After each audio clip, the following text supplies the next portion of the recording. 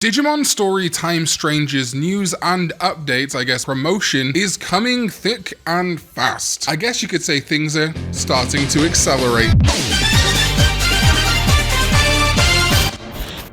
What is up, digital companions? My name is Karn EX and welcome to another Digimon Story Time Stranger news breakdown. That's the new theme tune. Someone put instrumental to it, thanks. So there was a really big bit of news yesterday from a new Terriermon Assistant Lab video, but I do very quickly want to touch two little things that I haven't talked about that came from Digimon games that weren't strictly Digimon related, as in not Digimon creature related. It's obviously related to Digimon Story Time Stranger. First of all, we got the reveal of the innocent rookie streamer. I guess that makes me a guilty ultimate streamer. Hiroko Sagasaka, who is Inori's best friend. As a reminder, Inori is the partner of Ageomon in this game, and many people think might turn out to be Junomon, the partner of Jupitermon, Ageomon's evolution, but Hiroko is a rookie streamer. She manages the streaming channel called the Cold Tokyo TV. While getting everyone involved to explore interesting topics, she has her first encounter with Digimon. So yes, the fans of the occult from Digimon Story Cyber Sleuth are returning, not the exact same characters, but occult TV club type people. And this streamer, Hiroko. But I wonder if it's going to do like live streaming down in Shinjuku and Akihabara. It's definitely possible. I'm also curious what her partner Digimon is going to be. I did joke that she reminds me of Mirai, like Mirai pre-purple hair dye, but I think really that's just a art style from the artist. We also got the reveal of Inori's father, Kosuke Misono, a Shinjuku-based private investigator. Inori's father and investigator, he investigates independently for his own secret aim. It seems like he has some intention behind renting a room in his house to the protagonist. It's almost like he's a cyber sleuth. So now we do have Inori's father. Some might say, oh well, this means that Inori could not be Junomon, but remember the way that the Royal Knights inhabited human bodies in Cyber Sleuth was taking on the personality of an existing human, so I think Junomon's still on the table. However, I do think it's interesting that Kosuke rents the room to the protagonist, aka us, and has some kind of hidden reason for doing so. Maybe he knows who we are in the future, or maybe he's part of an organization that already knows about Digimon.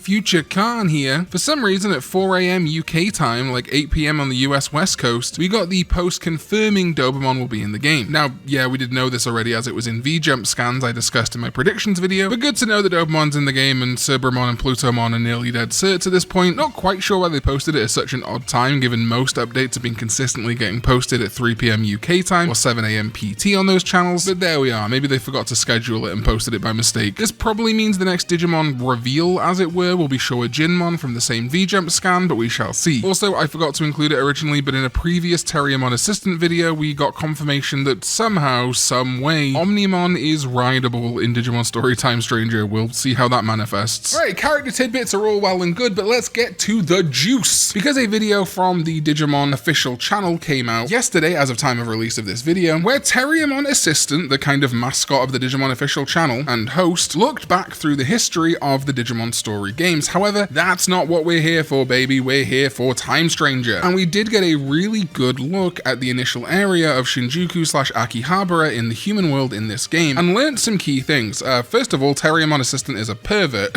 Looking at the buns of the protagonist. But also that unlike the Cyber Sleuth games, there is a free camera in Digimon Story Time Stranger, meaning that you can pivot around, get a look at the surroundings around you, and really get involved. We then see whoever's playing take the protagonist character through Shinjuku, down the streets in what looks like a very realistic one-to-one of the real-life Japan, and indeed specific area Shinjuku and Akihabara. While I imagine not all the stores are the exact same for copyright reasons and beyond, you can see just how many more NPCs and how more densely populated this area is, and it would be very easy to compare these, like the crossings and things like that, to what we did see in Cyber Sleuth. There's a great variety of NPC models, meaning it really does feel like a fleshed out town, and we see cars and such going around, but just as the protagonist heads to Kabukicho, the footage cuts off, and even Terriermon Assistant seems surprised. But Terriermon Assistant does clarify that Cyber Sleuth only let you up to this point. However, Digimon Story Time Stranger is going to let you explore more of Shinjuku and Akihabara, specifying that there are even more field areas beyond that in this game. So I don't think we're likely to see a big swathe of Tokyo. I do think we're going to see a lot more of Shinjuku and Akihabara, and wouldn't be surprised if we did visit things like train stations and stuff, more so even than we did in Cyber Sleuth, as we have seen a train station in promotional footage. I think we're going to see characters like Kosuke and Hiroko take a focus in Shinjuku and Akihabara, and I'm really curious with that free camera to see how we can explore, because later in the video we see the male protagonist, Dan, in Central Town. Starting by Zudomon's smithy with Toyagumon, I will do a quick breakdown in a little bit on new Digimon that we saw in this video, thanks to Izzy once again and Yuki in my Discord. But something that I think is very important here, obviously we see Dan go into some kind of little room in Central Town. Maybe this is kind of our hangout spot in the digital world in comparison to our apartment that we rent from Inori's father in the real world, with a cute little Tanamon in there. But the really cool thing that's been confirmed, and that I suspected based on all the ladders we could see in Central Town, is that traversal is much more dynamic in this game. No more just running around corridors like in Cyber Sleuth. We see the protagonist character, not in a cutscene, actually being controlled climbing ladders through Central Town. It's a small thing, but it adds so much more texture to an environment and really encourages you to hit every area of the map trying to find little secrets, items, etc. You also get a really good look at his like Kamen Rider scarf blowing in the wind, which I think is a fun detail, though might get annoying. We also see the protagonist and Ageomon enter the bar, which we've seen in other promotional material. But obviously this video from Terriermon Assistant is in much higher quality, 4K, which is great. I love 4K footage Digimon, give me more of it. And again, it just illustrates through Shinjuku, the digital world, and this bar, just how many more NPCs we're able to get in one area. This really, to me, while obviously not like a Final Fantasy VII Rebirth or even a Claire Obscure Expedition 33, cements why this is a current gen title and not a PS4 Switch game. The amount of NPCs on screen, the quick loading between loading zones. You're starting to see why this is a PS5 and Xbox Series X title, in my opinion. Now, moving on to some really exciting stuff. We get a sort of sequel to the Special Moves trailer we got a couple of months back. This time really hearing the sound effects that the different Digimon are going to have as part of their moves, a really roaring fire attack for the Pepper Breath from Agumon. This like rocky sound coming from Gotsumon's attack. Tentomon gets confirmed. Glad that the predictions video was correct. There's going to be a lot more where that came from. Beatamon 2 getting shown off in full glory. Love that. People tend to forget that Beatamon is an OG, being the other option besides Agumon on the Digital Monster version 1. It's also notable that they showed off Gotsumon, Tentomon, and Beatamon here, as those were the starter contenders for technically the most recent Digimon story game before Time Stranger, Digimon Story Cyber Sleuth Hacker's Memory. Nightmon sounds so great, so heavy with his clanking armor and heavy sword. And Catchmamimon doing gambling, all lucky sevens. Oh man, I hope that's a mechanic like Final Fantasy VII, that'd be lit. But it didn't stop there, as we got another confirmed Digimon, Kaiser or Emperor Greymon, another one that I called in my video. It felt very likely given that we already had Agunimon confirmed, but really great to see. I think this now to me also confirms that we are going to get Susanuomon in the game sooner or later. And then a big one for me that I've been curious about is they are finally showing off the evolution animation for this game, showing one of the starter Digimon, Gomamon, digivolving into the only one of its line that we haven't seen and that I even joked about in my predictions video, Ikakumon. I love this evolution animation. I love the kind of like blocky voxel vibe to it. I know it's just not tenable for a game of this size, but the only thing I am missing is a Gomamon Shinka or a Gomamon Digivolve 2. But again, just for version differences and stuff and for the amount of Digimon in this game, I understand why that's not doable. But yeah, we got to see Gomamon Digivolve to Ikakumon, one of the things we're probably going to see first, earliest in the game evolution-wise. Obviously, if you pick Gomamon as the partner and not Demi-Devimon or Patamon. Now, I do want to thank my Discord member Yuki for this, for combing through the footage to try and pick out some Digimon, as well as Izzy over on Twitter. But we got confirmation of Cordramon Blue, which I also said would be in the game. Izzy also reckons that Cordramon Green is here. Man, I can't see it, but Izzy has insane eyes and has been proven correct so far, so it seems pretty good. As an update, Izzy also touched on the fact that what he thought was Monodramon and that I talked about in my predictions video does seem to be Monodramon, and that Guilmon is confirmed to be there too. And Clockmon, yes, I knew we could not have Digimon Story Time Stranger without Clockmon. He's a Clockmon, come on. Then we got solid confirmation of Dracomon and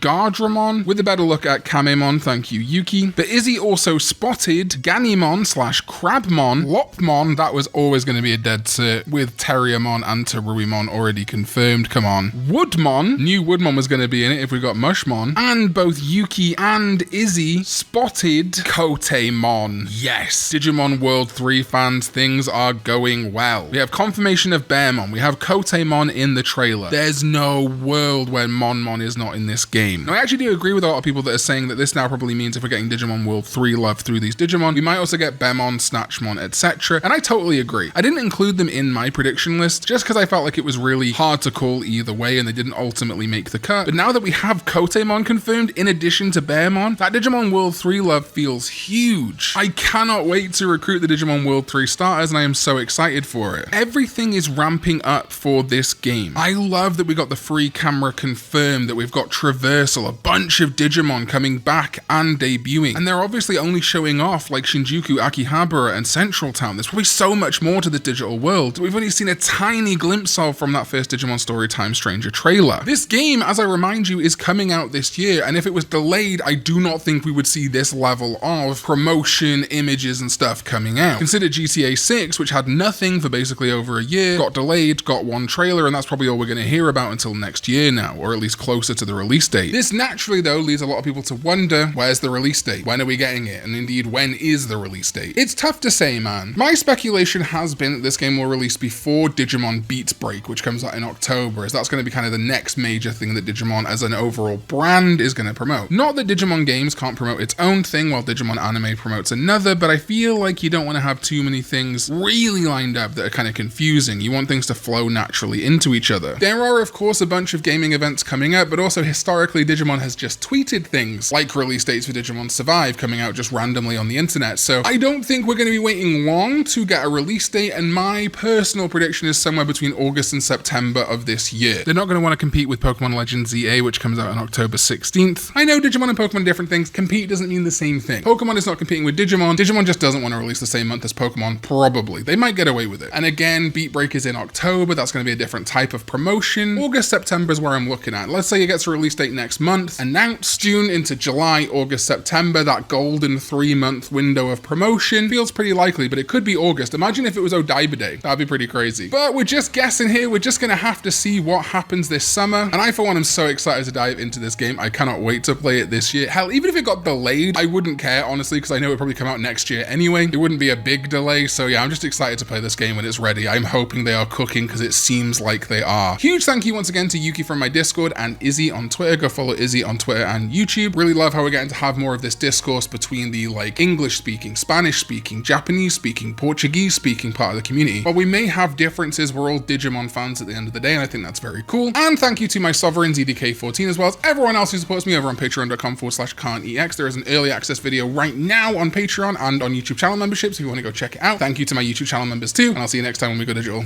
Bye bye.